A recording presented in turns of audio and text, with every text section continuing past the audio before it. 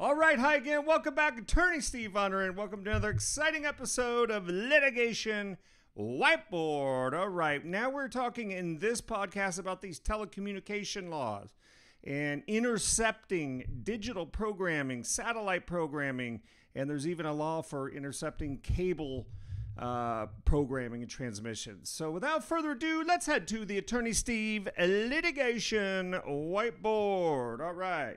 So our firm handles a lot of these NAGRASTAR cases, so I just want to talk about them. Some people may not fully understand what is it. You'll see a complaint, maybe it says Dish Networks NAGRASTAR, okay? And you say, well, what's it? What's the two companies? Who's what's what? All right, so let's take a look here. So these are cases where you have somebody right here. This person's going to end up being a defendant or somebody who receives a demand letter seeking large monetary amounts. I've seen them $50,000 for somebody that's intercepting the satellite uplink, the communications, and trying to resell them, rebroadcast, essentially trying to compete with Dish, not NAGRASTAR so much, but Dish Networks. And so they're reselling, they're saying, hey, I got the TV, I got the movies, everything.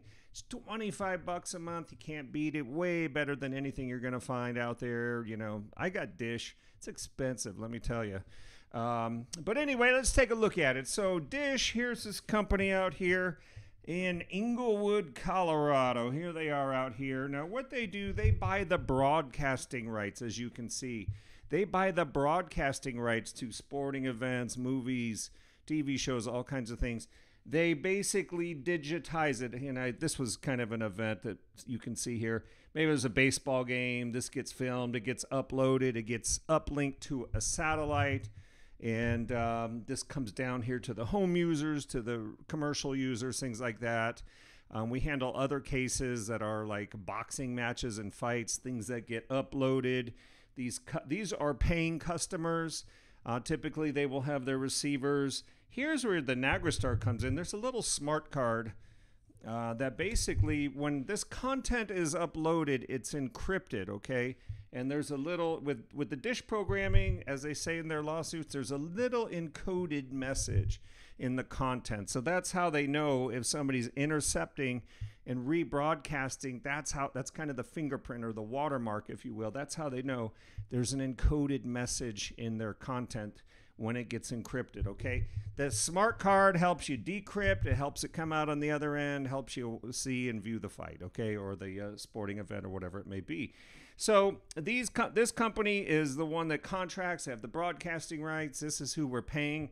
NAGRASTAR is kind of their security access technology company that tries to stop these interceptors and rebroadcasters. Now, the claims are usually brought under 47 U.S.C. 605, as you can see here.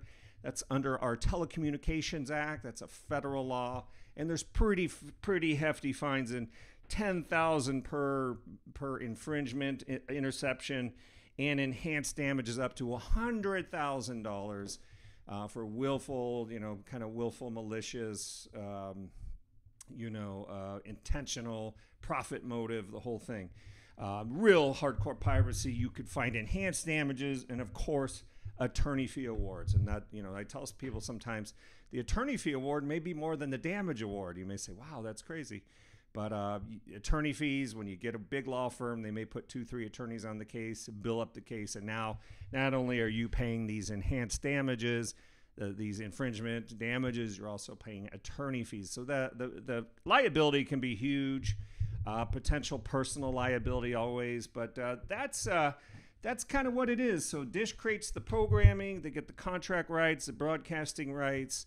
This person may try to intercept and sell access, have a website selling low-cost access, and that's what's going on in these DISH-NAGRASTAR cases. So if you get a letter from NAGRASTAR, don't take it lightly. They do pursue, they do push hard. We do end up in settlement modes, and you can end up in a lawsuit. That's, they're not really fooling around. Plus, there's a new felony streaming law that was packed into the COVID-19 relief bill about 6-8 months ago. Now it's a felony to stream And rebroadcasting, restreaming can get you into big trouble. So that's a quick and dirty overview of the DISH-NAGRASTAR cases. If you need help, got a letter, you know where to find me on the web. Whoops, I should put it over here. On the web at attorneysteve.com. The first name in legal services. Hope that's helpful. Hope you get it. There's a good overview of what's going on. These are your satellite interception rebroadcast cases and 47 U.S.C. 605 in a nutshell. Have a great day.